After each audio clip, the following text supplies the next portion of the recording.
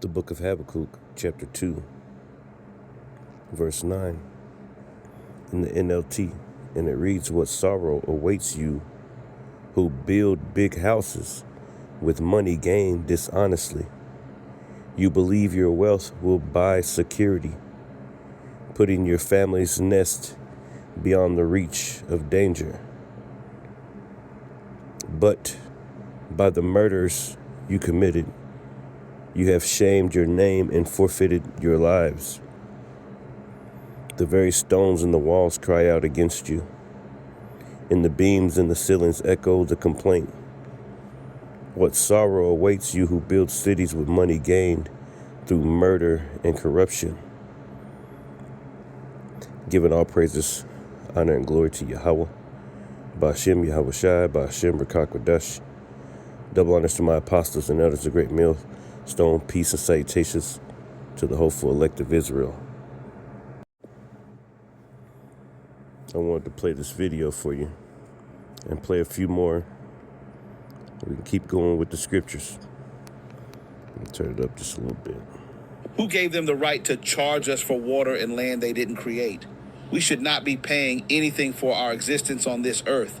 Let that sink in. Let it scrape against everything that you've been taught. Because the most insane idea humanity ever normalized is that you owe money simply for being alive.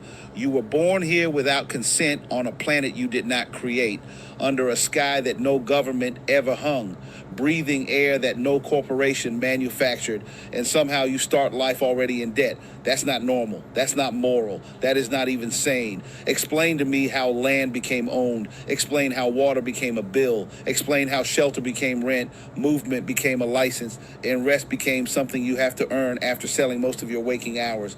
They didn't just monetize labor, they monetized survival. And the moment survival has a price tag, freedom is gone. Because if you must comply to be allowed to live, that is not choice. That is coercion, wearing a suit and calling itself civilization. And don't insult people by calling this just how the world works. That phrase is the psychological gag they stuff in your mouth before they tighten the leash. Miss enough payments and watch how fast the mask drops. They don't just take your house. They don't just shut off your utilities. They take your mobility. They take your dignity. They cage your body, all because you failed to keep up with the subscription fee for being alive. That's not order. That is a threat backed by force. Work itself is not the enemy. Contribution is natural. Humans have always built, always grown, always created, and always shared. What is evil is when contribution stops being voluntary and becomes a condition for survival. What is evil is when fear of hunger, homelessness, and medical neglect is used as the whip. And that fear is not accidental, it's engineered. It keeps you obedient, tired, and arguing with your neighbor instead of questioning the system that's draining you dry.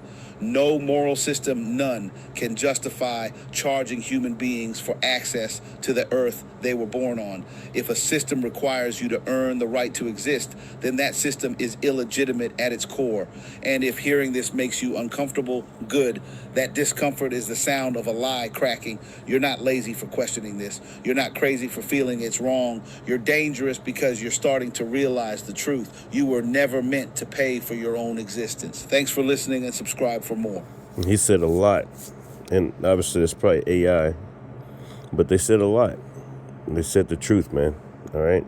I'll close off with this one real quick. Proverbs 29:2. When the righteous are in authority, the people mourn. Slakia. When the righteous are in authority, the people rejoice. And that's how you know that we're not, this place is not righteous. It says, but when the wicked beareth rule, the people mourn. Right now, the people are mourning. All right? It's totally obvious. But guess what? This is Sirach chapter 10:4. It says, the power of the earth is in the hand of the Lord, and in due time he will set over it one that is profitable. All right? And that's our Lord, Yahweh Shai Mashiach. All right? He's going to set over it in due time one that is profitable, man. All right? All praises, honor, and glory to Yahweh Shem Yahweh Shai. Hopefully this message was edifying. Shalom.